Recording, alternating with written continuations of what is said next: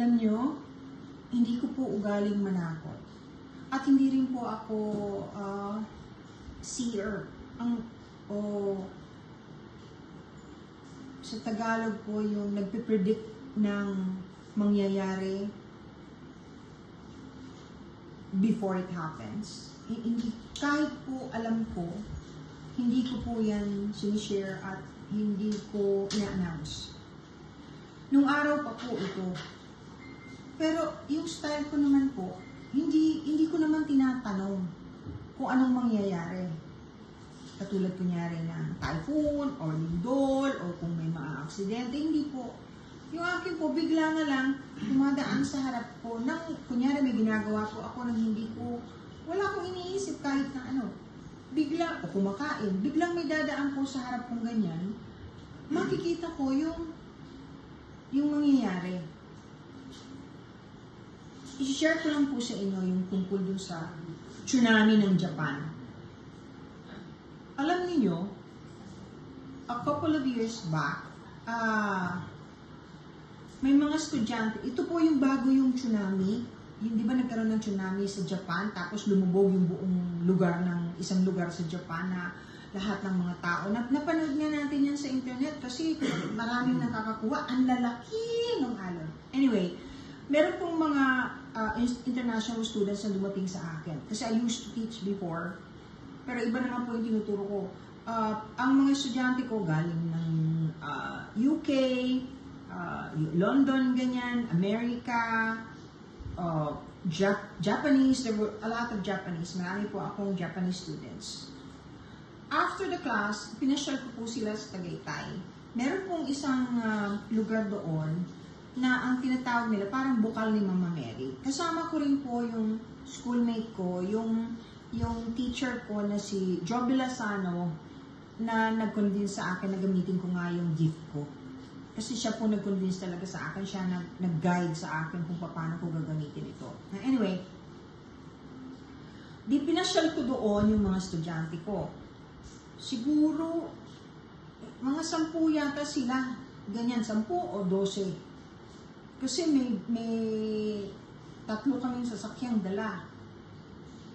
Habang nagme-meditate yung iba nagdadasal, yung iba nagpipicture-picture lang, bigla ako nawala ng malay tao. Natulog na lang po ako, di nagkagulo sila. Pagising ko, iyak po ako ng iyak. Alam niyo kung bakit? Kasi, bigla akong nakita na napakaraming taong mamamatay at lulubog yung isang lugar sa Japan nang dahil sa tsunami. Grabe po yun.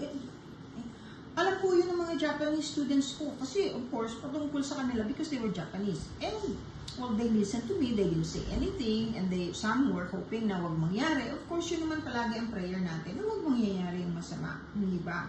So, nakalimutan ko na. May picture pa yan eh. Kinuna nila ako ng retrato.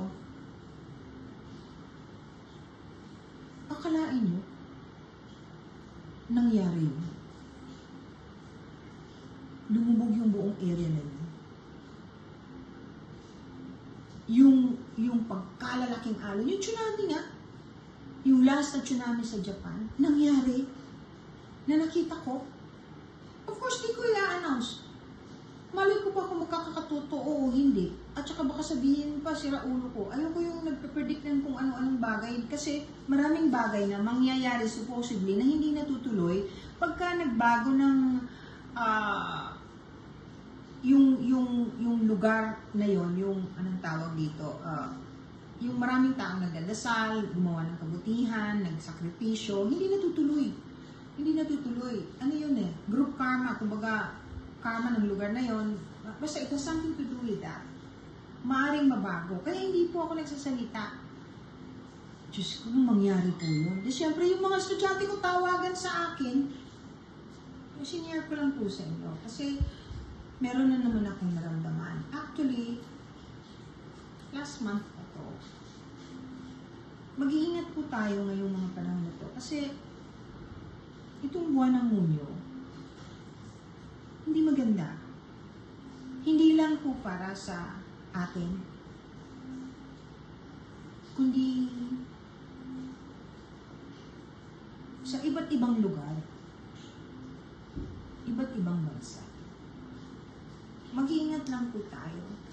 Tapos sikapin natin na palagi tayong makapanalangin bago matulog, pagising, kasi hindi natin alam kung bukas mamamatay na tayo. Better safe than sorry. Wala namang mawawala kung magdadasal ka eh. Hindi lang yun. Make sure you're always in touch with your family. Para worst case scenario,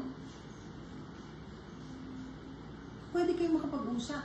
Pwede kayo makita. Paghandaan po natin to, wala naman pong masama kung magiging preparado. Marami pong seer, marami pong nagpipredict. Anong araw pa po yan? Yung mga nag-a-announce po ng prediction na magkakaganito, lindol, gera. Anong araw pa po yan? Kaya madali naman po yung i-google para malaman kung totoong... Kasi normally, dun lang naman nila pinupulot yung announcement. Yung akin po, hindi.